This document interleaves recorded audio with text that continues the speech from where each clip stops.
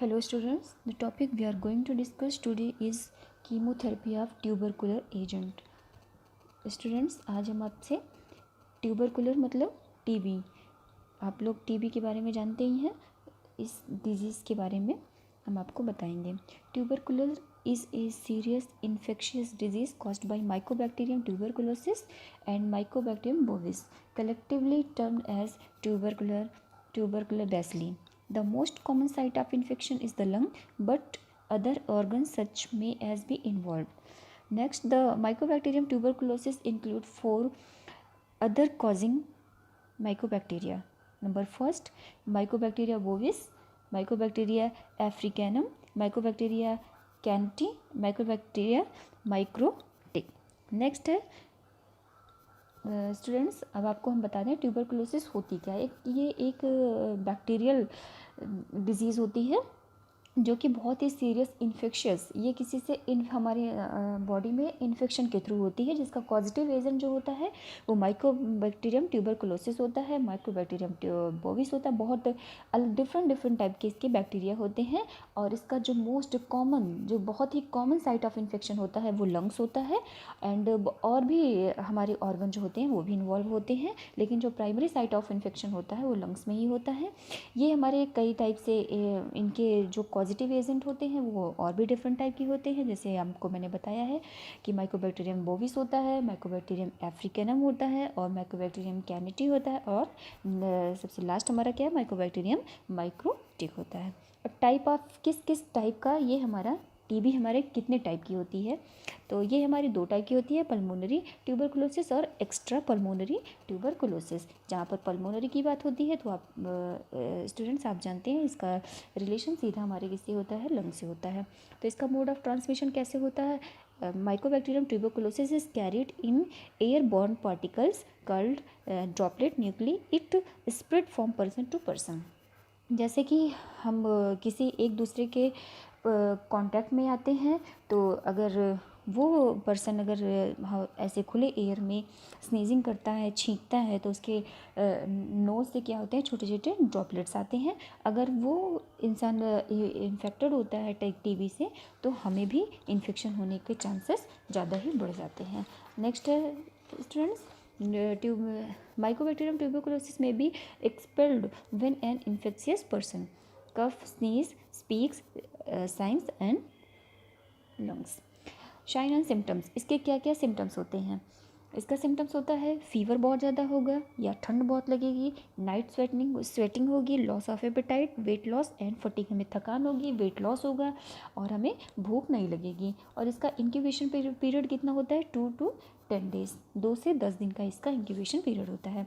अब इसका क्लासिफिकेशन देख लीजिए स्टूडेंट्स, इसमें हम जो इसके जो ड्रग यूज़ करते हैं उसमें दो कैटेगरी की हम ड्रग यूज़ करते हैं। नंबर फर्स्ट है फर्स्ट लाइन की ड्रग यूज़ करते हैं, और दूसरा हमारा सेकंड लाइन की ड्रग यूज़ करते हैं। फर्स्ट लाइन की ड्रग जो होती है वो हाई एंटी ट्यूबरकुलर इफिकेसी होती है उसकी, वो बहुत ज़्यादा इफेक्टिव होती है बॉडी पर, और उसकी टॉक्सिसिटी लो होती है, और इसको हम रूटीनली यूज़ कर सकते हैं। मोस्ट कॉमनली हम फर्स्ट लाइन की ही ड्रग यूज़ करते हैं। जो सेकंड लाइन की ड्रग होती है, these drugs have higher low anti tubercular efficacy और हायर टॉक्सिसिटी, और both and are use to reserve drug. जो सेकंड लाइन की ड्रग होती है इसको कॉमनली मोस्टली हम यूज़ नहीं करते हैं, और क्योंकि इसके अंदर हमारी जो ट्यूबरकुलर की इफिकेसी होती है उसे उसके अगेंस्ट लड़ने की जो पावर होती है वो कम होती है, और ये बहुत हाईली टॉक्सिक ड्रग होती हैं।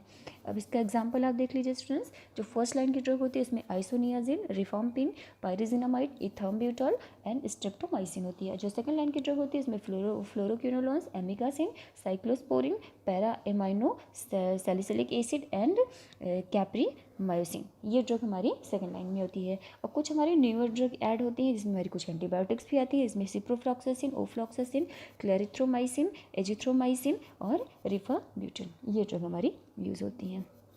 अब इनका मोड ऑफ एक्शन देख लीजिए स्टूडेंट्स, जैसे आप सबसे पहली ड्रग हमारी कौन सी है, आइसोनियाजिड।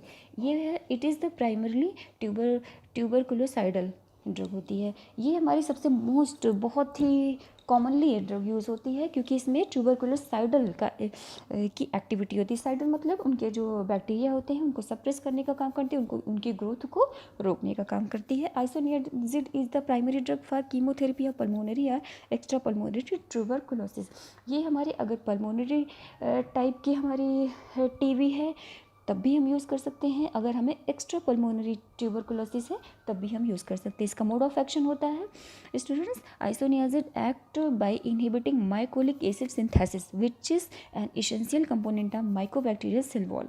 जो हमारी बॉडी में माइकोलिक एसिड सिंथेसिस होती है जो हमारे सेल्स में होती हैं, जैसे इसके बैक्टीरिया हमारी बॉडी में एंटर करते हैं तो ये सिंथेसिस हमारी शुरू हो जाती है। ये सिंथेसिस शुरू होती है तो ये हमारे कुछ उन सेल वॉल को हमारी जो माइकोबैक्टीरिया आती हैं उनको हमारे ये एसिड जो होती है उनको एसेंशियल कंपोनेंट देती है।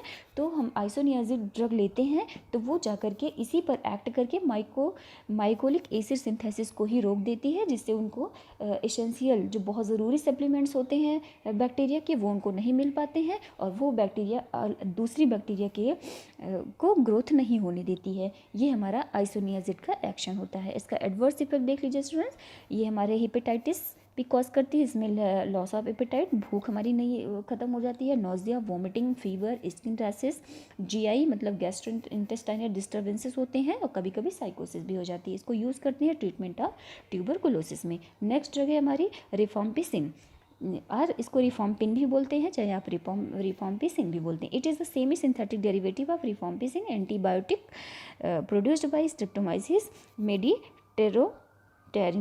ये हमारे सेमी सिंथेटिक डेरिवेटिव होते हैं सेमी रिफॉम्पिन के एंटीबायोटिक, ये हमारे एंटीबायोटिक से ही प्रोड्यूस होते हैं। Rifampicin is active against gram positive and gram negative cocci, some enteric bacteria, mycobacterium and chlamydia। ये हमारी बॉडी में चाहे ग्राम पॉजिटिव की बैक्टीरिया हो या ग्राम निगेटिव की बैक्टीरिया हो, अगर दोनों टाइप की किसी भी टाइप की बैक्टीरिया अगर एंटर करती है तो दोनों के लिए ये उसके अगेंस्ट लड़ने के लिए तैयार रहते हैं। और इसका मोड ऑफ एक्शन होता है students, rifampin binds to bacterial DNA dependent RNA polymerase and thereby inhibits RNA synthesis. इसका मतलब ये होता है स्टूडेंट्स कि रिफॉम्पिन जो ड्रग हम लेते हैं, जैसे हमारी बैक्टीरिया आती है बॉडी में सेल्स में जाती है तो ये बाइंड करती है, binds to bacterial DNA dependent RNA. हमारे जो आरएनए होते हैं जो वो आरएनए से हमारा डीएनए बनता है, तो ये हमारे जाकर के इन्हीं पर बाइंड हो जाते हैं। तो ये हमारे आरएनए पर ही जाकर के बाइंड होते हैं और ये आरएनए की सिंथेसिस को ही रोक देते हैं, इनहिबिट करते हैं, जिससे हमारा डीएनए नहीं बन पाता है। अगर डीएनए नहीं बनता है तो हमारी नई ग्रोथ बैक्टीरिया की नहीं होती है और हमारी बैक्टीरिया यहीं पर सप्रेस हो जाती है।